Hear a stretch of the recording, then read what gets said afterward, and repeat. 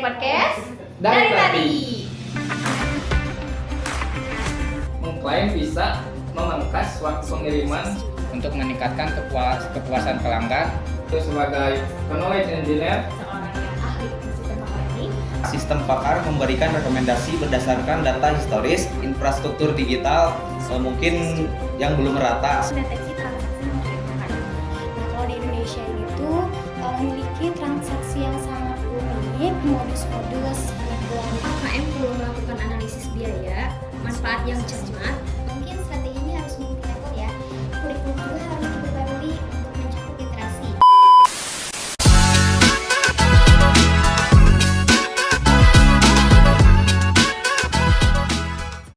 Halo, selamat pagi semuanya. Kami dari podcast Dari tadi. Nah, hari ini akan kedatangan dua orang ya narasumber Ya. yang amat sangat profesional ya. Siapa itu?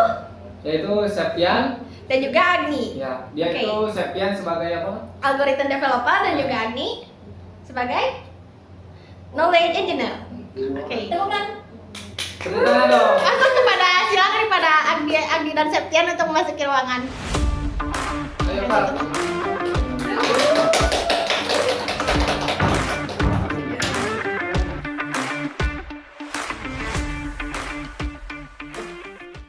Oke, kita akan membahas apa nih?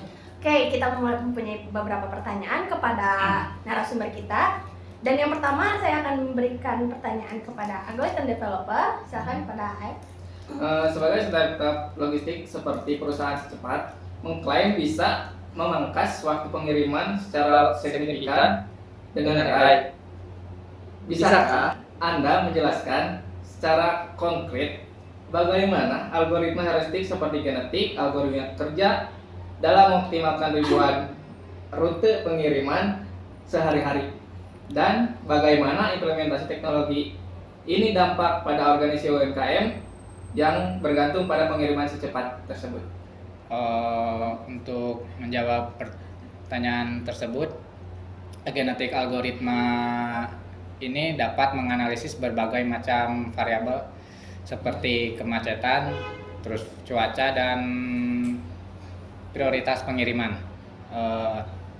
Lalu algoritma ini juga dapat mengevaluasi berbagai macam rute secara iteratif untuk menghasilkan solusi yang optimal. Untuk UMKM sendiri, teknologi ini tidak hanya mempercepat waktu pengiriman, tapi juga dapat menstabilkan biaya logistik yang sangat krusial bagi para pelaku bisnis berskala kecil yang dengan margin tipis. Implementasinya ini telah terbukti membantu banyak UMKM untuk meningkatkan kepuasan pelanggan melalui pengiriman yang lebih konsisten.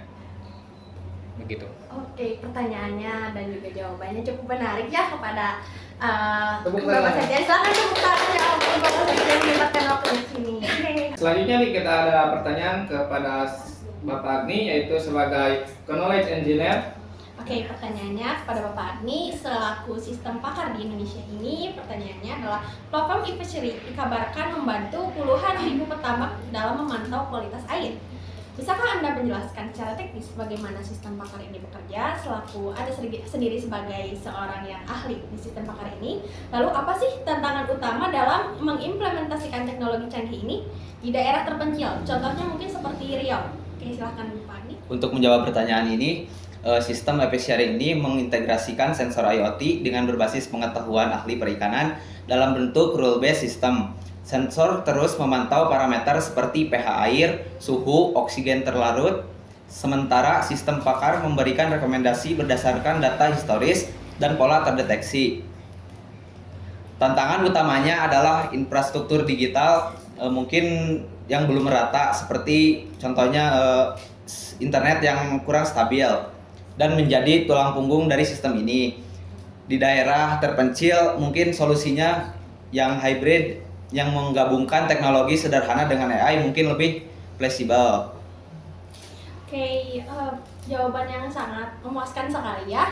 Dan terima kasih telah menyempatkan waktunya untuk kami. Oke, ini kita ada sedikit merchandise untuk bapak-bapak. Silakan pada dengan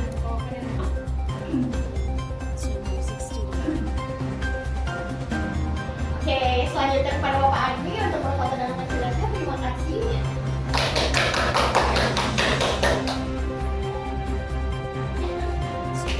Oke, terima kasih Bapak-bapak. Silakan.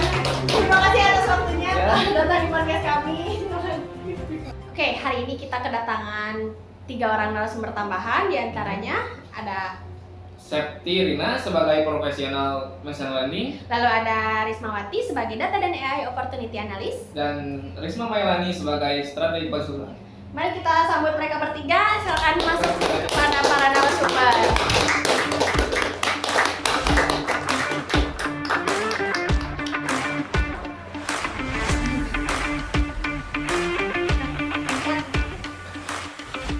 Untuk selanjutnya kita akan bincang-bincang dengan saudara narasumber pertama kita yaitu saudara Septi, yaitu sebagai profesional machine learning. Kita mau bincang-bincang sedikit nih tentang machine learning tersebut. Oke, kita ada beberapa pertanyaan. Mungkin ini adalah pertanyaan yang paling kita kepo nih. Untuk seorang yang memang berkecimpung dalam machine learning. Nah, untuk pertanyaannya adalah BCA ini disebut-sebut beralih ke deep learning untuk mendeteksi transaksi mencurigakan. Apa sih sebenarnya perbedaan mendasar antara pendekatan deep learning dengan machine learning tradisional dalam konteks deteksi fraud? Lalu, kenapa sih deep learning dianggap lebih efektif untuk kasus-kasus di Indonesia? Anda sebagai pelaku usaha di dalam saham BCA ini, silahkan kepada Saudara Septi. Baik, saya aja menjawab. Untuk perbedaannya tuh terletak pada kemampuan ekstraksi fitur. Machine learning tradisional itu membutuhkan dari fitur dari manual, sedangkan kalau untuk deep learning mampu belajar merepresentasi secara otomatis dari data manual. Nah, kalau untuk CNN yang digunakan oleh BCA itu dapat mengidentifikasi pola kompleks dari dalam data transaksi yang memungkinkan terlewat ya dari metode tradisional. Nah, kalau di Indonesia ini tuh memiliki transaksi yang sangat unik dan juga kemampuan adaptif ya. Adaptif ini tuh berkembang cepat juga dari deep learning, menjadikan krusial mengikuti modus-modus penipuan baru. Oke, jawabannya sangat memuaskan sekali ya. Terima kasih kepada Septi.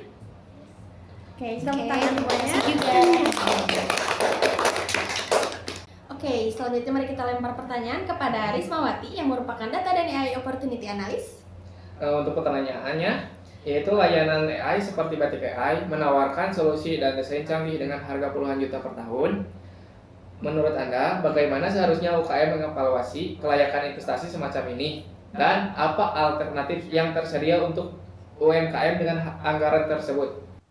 Tentunya UKM perlu melakukan analisis biaya, manfaat yang cermat, mempertimbangkan faktor seperti potensi peningkatan, penjualan, efisiensi produksi, dan penguatan branding. Periode pengambilan modal 6-12 bulan bisa dianggap reasonable. Untuk UKM dengan anggaran terbatas, tersedia program pemerintah seperti UKM Go Digital yang menawarkan pelatihan dan tools dasar atau solusi berbayar dengan model langganan lebih terjangkau yang hanya mengakses fitur-fitur tertentu. Pertanyaan yang sangat memuaskan bagi kita semua ya. Jawabannya sangat interaktif sekali. Dan kepada narasumber yang terakhir yaitu Risma Mailani sebagai strategi konsultan.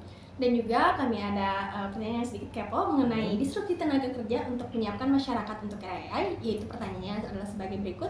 Pengurangan tenaga customer service akibat adopsi chatbot AI menjadi tren global. Lalu menurut Anda bagaimana Indonesia harus mempersiapkan transformasi kerja ini khususnya untuk pekerjaan-pekerjaan yang rentan otomatisasi ini? Oke, silakan.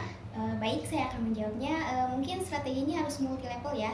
Di tingkat korporasi perlu program reskilling seperti yang dilakukan Gojek. Di tingkat pendidikan, kurikulum juga harus diperbarui untuk mencakup literasi digitalnya.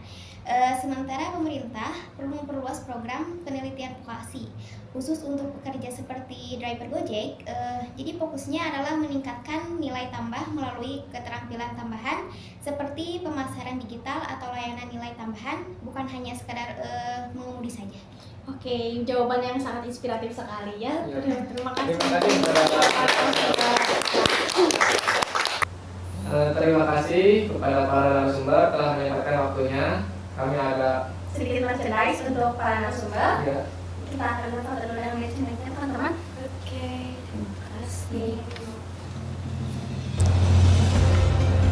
Oke, tepuk tangan semuanya. tepuk tangan dong.